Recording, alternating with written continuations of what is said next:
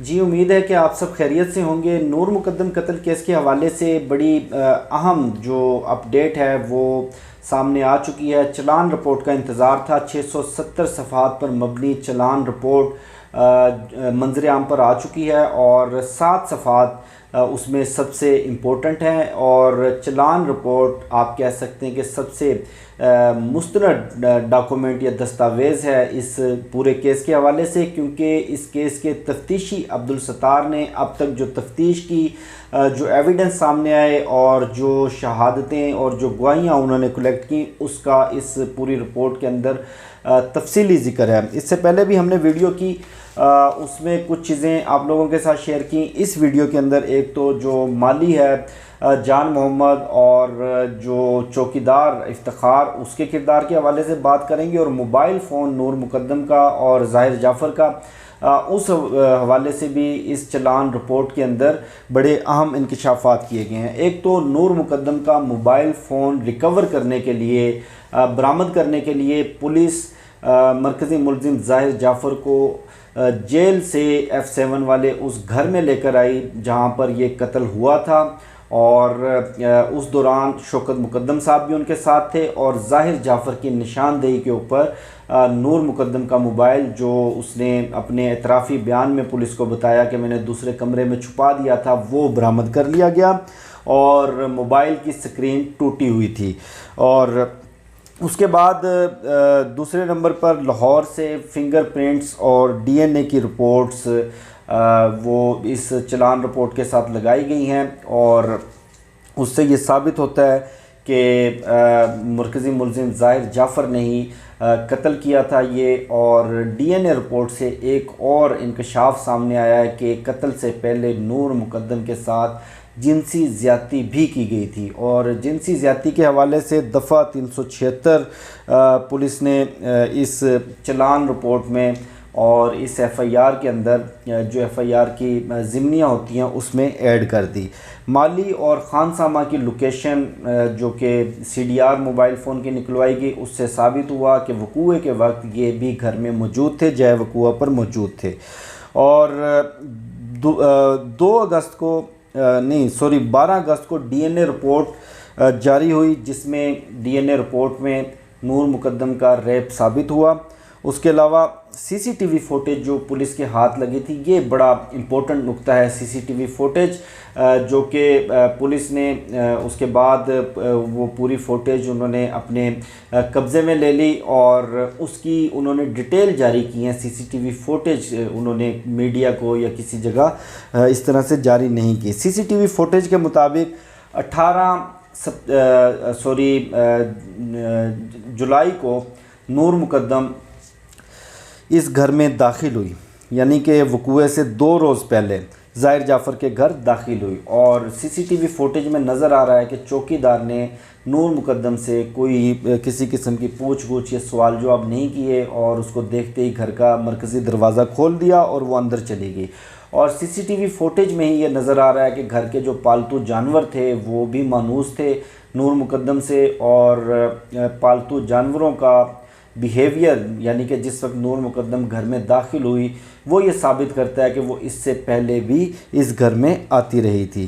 اس کے علاوہ نور مقدم نے اپنی جان بچانے کے لیے واش روم کی چھت سے چھلانگ لگائی، اور یہ CCTV فوٹیج کا ذکر کیا جا رہا ہے۔ اس کے بعد وہ گیٹ تک آئی تو چوکیدار نے گیٹ کھولنے نہیں دیا، اور زبردستی اس کو قابو کر کے اس نے گیٹ سے پرے کر دیا، اور اس کے بعد مرکزی ملزم ظاہر جعفر اس کو بڑی بے دردی سے گھسیٹتا ہوا سیڑھیوں سے اوپر دوبارہ واپس لے گیا۔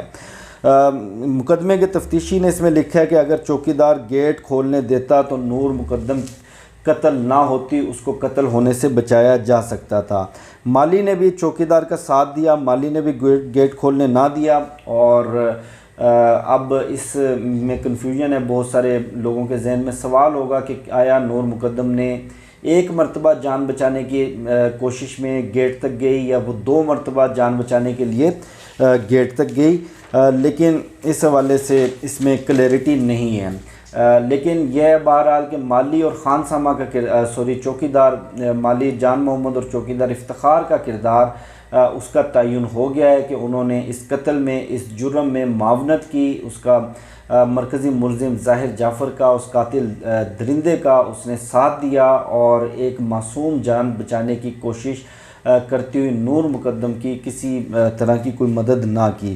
اس کے علاوہ اس چلان رپورٹ کے اندر اغوا کی دفعات بھی لگائی گئی ہیں اور ذاکر جعفر جو کہ ظاہر جعفر کے والد ہیں ان کے خلاف لائسنسی پسٹل کے بارے الگ سے کارروائی کرنے کا آغاز کر دیا گیا ہے. یعنی کہ ان کا جو لائسنسی پسٹل تھا وہ ان کے بیٹے جو کہ اس کیس میں قاتل ہے اس کے قبضے سے برآمد ہوا.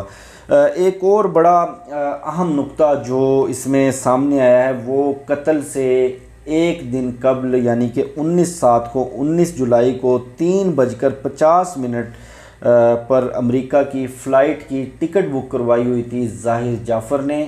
اور اب اس تفتیش کے اندر اس چلان میں یہ واضح نہیں کیا گیا کہ آیا اس نے پہلے سے پلان کیا ہوا تھا یہ قتل کرنا، پلان کر کے اس نے قتل کر کے امریکہ فرار ہونا تھا، کیونکہ 18 تاریخ کو نور مقدم گھر میں داخل ہوئی اور 18 تاریخ سے اس کو وہاں پر اغوا کر کے محبوس کر کے رکھا ہوا تھا اور اس دوران اس پر تشدد بھی ہوتا رہا اور 19 تاریخ کی اس کی ٹکٹ تھی. اس کے علاوہ جو فرینزک رپورٹ سامنے آئی ہے اور اس میں یہ بتایا گیا ہے کہ مقتولہ کے زہر یا نشہ دینے کے کوئی اثرات مقتولہ کے اندر اس کے پوسٹ مارٹم رپورٹ میں، اس کے فرینزک میں نہیں پائے گئے. موبائل فون کے حوالے سے بہت سارے لوگ ویڈیوز بھی کر رہے ہیں کہ موبائل فون سے یہ برآمد ہو گیا، وہ برآمد ہو گیا، کوئی ڈارک ویب کا چکر ہے یا کوئی فاش ویڈیوز برآمد ہوئی. موبائل فون کے حوالے سے اس تفتیشی رپورٹ میں، اس چلان رپورٹ کے اندر یہ بتایا گیا ہے کہ مرکزی ملزم ظاہر جعفر کا اور مقتولہ نور مقدم کا موبائل پولیس کی کسٹڈی میں تھا. انہوں نے وہاں سے ریکور کر لیا تھا. جیسے کہ میں نے بتایا کہ نور مقدم کا موبائل ریکور کرنے کے لیے جیل سے ظاہر جعفر کو لایا گیا اور وہاں سے موبائل برآمد کیا گیا. اس کی سکرین ٹوٹی ہوئی تھی اور اس کے علاوہ ایک لیپ ٹاپ بھی وہاں سے برآمد کیا گیا. چلان رپورٹ میں یہ بتایا گیا ہے کہ دونوں موبائل فون اور لیپ ٹاپ کے بارے میں فرینزک رپورٹ ابھی آنا باقی ہے، ان کا فرینزک ابھی نہیں ہوا، وہ پروسیس میں ہے. اس کے علاوہ جو اس کیس کے حوالے سے امپورٹنٹ چیزیں جو کہ چلان رپورٹ میں اب تک سامنے، وہ میں آپ کے ساتھ شیئر کر چکا ہوں. اگلی ویڈیو میں ذرا جو گواہان ہیں اور گواہان کا جو کردار بتایا گیا اور کس بنیاد پہ ان کو اس کیس میں گواہ بنایا گیا وہ ڈسکس کریں گے. 13 ستمبر کو ہائی کورٹ میں مرکزی ملزم ظاہر جعفر کے والد اور والدہ ذاکر جعفر اور عصمت آدم جی کی درخواست ضمانت کے اوپر سماعت ہے. وہ دیکھتے ہیں کیا بنے گا. لیکن اس کیس میں باقاعدہ ٹرائل شروع ہو گیا ہے. 23 ستمبر کو اس کی سماعت ہے. 23 ستمبر والے دن جب یہ سماعت ہوگی اس سماعت میں یہ چلان رپورٹ ملزموں کو دی جائے گی اور ان پہ یہ بھی امید ہے کہ اسی روز فرد جرم عائد کر کے باقاعدہ ٹرائل کا آغاز کر دیا جائے گا. عطا ربانی صاحب کی عدالت میں یہ کیس ہے. عطا ربانی صاحب کے بارے میں بہت سارے لوگ باتیں کر رہے ہیں. وہ انشاءاللہ جو گواہان کی فہرست ہے عطا ربانی صاحب کے بارے میں جو اس کیس کے حوالے سے خصوصاً کنسرنز پائے جا رہے ہیں اس پہ انشاءاللہ آپ لوگوں کے ساتھ اگلی ویڈیو میں ڈیٹیل شیئر کروں گا. مجھے شفقت علی کو دیجیے اجازت اور ہماری دعا ہے کہ اللہ پاک ظالموں کو نیست و نابود کرے. اس دنیا میں ہی ان کے ظالموں کے کیے کی سزا ان کو ملے اور مظلوموں کو انصاف ملے. پاکستان زندہ باد.